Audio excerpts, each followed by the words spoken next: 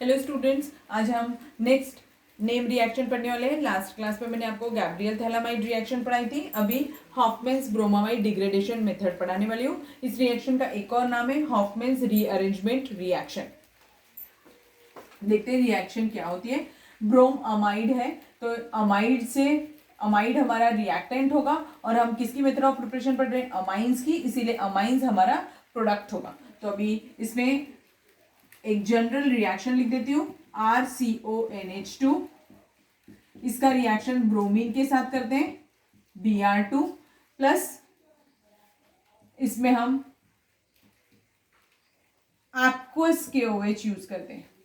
Gabriel phthalimide में हमने alcoholic KOH use किया था, यहां पर हम एक्वस KOH यूज करते हैं, so that it gives on heating RNH2 plus K2CO3 potassium carbonate plus KBr plus water. ये नेम रिएक्शन को हमें बैलेंस करना जरूरी है, उस पर भी मार्क्स होते हैं। तो अब ये देखिए बैलेंस कैसे करेंगे। इसमें RNH2 है तो RNH2 हो गया। अब ये एक कार्बन है, पोटेशियम कितने दिख रहे हैं? 2 दिख रहे हैं। यहाँ पर एक है ब्रोमीन, यहाँ पे 1 दिख रहा है, यहाँ पर 2 ब्रोमीन है, तो इसके ऊपर 2 लगा दिया। अगर इस पे 2 लगा दिया तो अभी पोटेशियम कितने हो गए? 4, इसीलिए यहाँ 4 लगा दिया। अब यहाँ पर 2 वाटर मॉलिक्यूल, रिएक्शन बैलेंस हो गई। ठीक है, ये 3, ये 4, 5 ऑक्सीजन हो गए, यहाँ पर 4 और ये 1, 5। ठीक, समझ में आ गया? तो ये ऐसे रिएक्शन बैलेंस हो गई। ये मैंने एक जनरल रिएक्शन दी है। अगर इसी को मैंने किसी कंपाउंड के साथ लिखी होती, जैसे एग्जांपल ले लेती हूँ C2H5CONH2। ठीक है, ये प्रोपेनामाइड है, क्योंकि कितने कार्बन एटम है? 3 कार्बन एटम है, इसीलिए कौन सा स्ट्रक्चर है? Propanamide plus bromine plus aqueous KOH on heating it gives C2H5NH2 plus K2CO3 plus KBr plus water।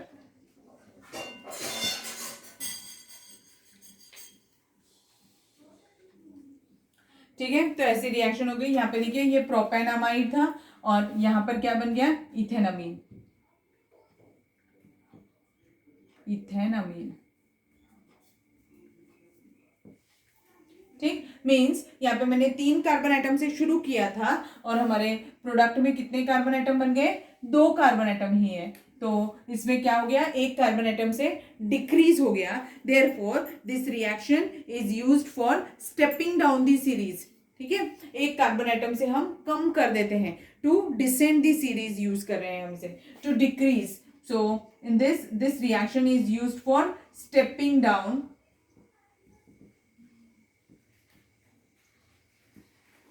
Bye कितने कार्बन से? वो भी 1 कार्बन एटम।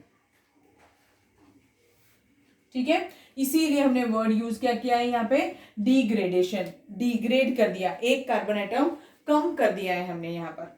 अब next point, this reaction is a very good method for good lab method for conversion of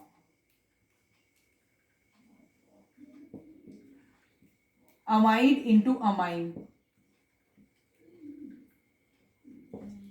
ठीक है, अब इस reaction में ये वर्ड यूज किया है ब्रोम अमाइड। क्या होता है? When RCONH2 is treated with bromine it gives RCONHBr, और ये जो स्पीशीज है ये क्या है?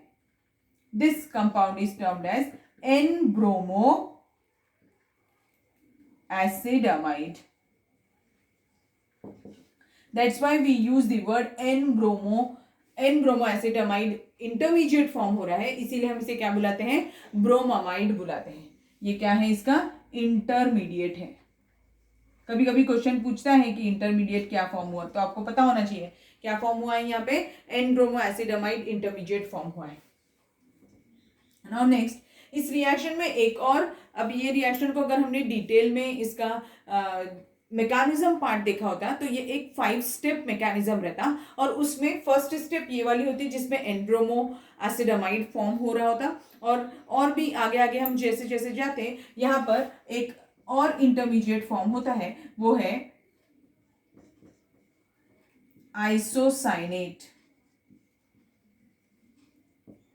ठीक है, क्या फॉर्म हो रहा है, आइसोसाइनेट करके इंटरमीडिएट फॉर्म हो रहा है। तो अब यहाँ पर देखिए ये आइसोसाइनेट और इसके स्ट्रक्चर को देखिए, ये अमाइड के स्ट्रक्चर को देखिए और आइसोसाइनेट के स्ट्रक्चर को देखिए। इसमें क्या हो रहा है, यहाँ पर कार्बन है, यहाँ पे नाइट्रोजन है, और इसमें क्या है, पहले नाइट्रोजन है फिर कार्बन है। तो ये क्या हुआ होगा, ये यहाँ से यहाँ शिफ्ट हुआ होगा और ये यहाँ से यहाँ शिफ्ट हुआ होगा। मीन्स ये क्या हो गया, रीअरेंजमेंट हो गया। तो ये कैसी टाइप की रिएक्शन है, रीअरेंजमेंट है। पर रीअरेंजमेंट किसमें हो रहा है, विद इन दी मॉलिक्यूल हो रहा है। तो विद इन दी मॉलिक्यूल होते हैं तो हम उसे क्या बुलाते हैं, इंट्रामॉलिक्यूलर बुलाते हैं। तो ये कैसी रिएक्शन है, इंट्रामॉलिक्यूलर रीअरेंजमेंट रिएक्शन है।